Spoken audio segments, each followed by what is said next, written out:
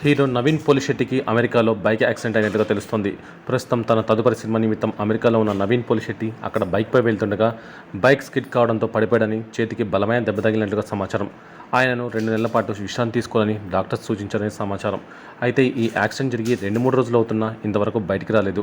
నవీన్ పోలిశెట్టి తన టీంకి ఈ విషయం తెలియచేయడంతో అతని యాక్సిడెంట్ అయినట్టుగా వార్తలు వినిపిస్తున్నాయి.